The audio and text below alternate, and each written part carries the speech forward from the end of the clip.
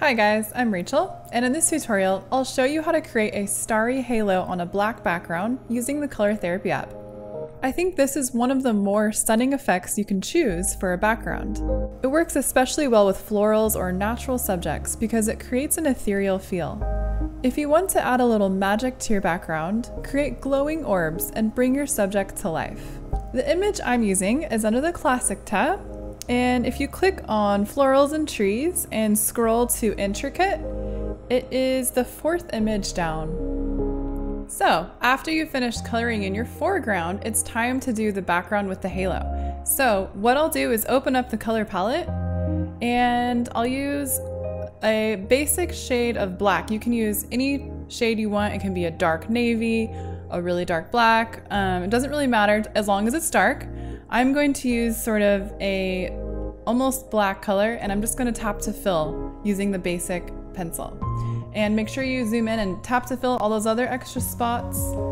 Now let's choose our colors for the glowing orbs. So back in the color palette, you want to go under Shades and scroll over to Purple Ombre. And you can use any type of pastel color. Some good examples would be a yellow or a pink or a purple or a blue.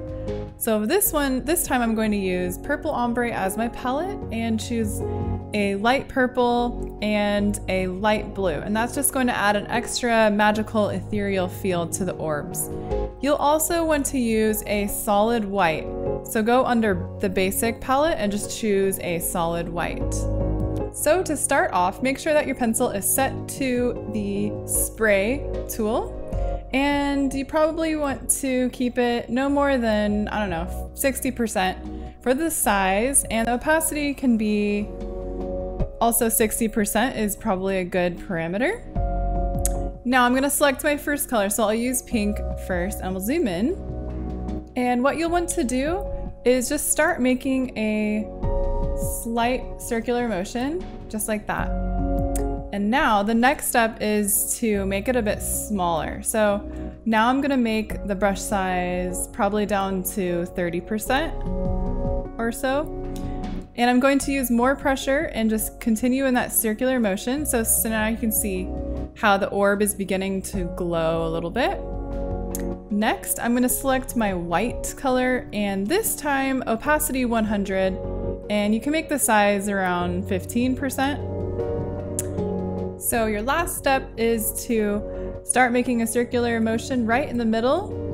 And that's really all there is to it. What I like about using the spray tool is that, see, if you zoom in, you can see tiny little particles. That makes it look a lot more realistic, like there's little things flying in the air. So now what you want to do to make more orbs is use your light blue, use a yellow, you can use a pink or a purple.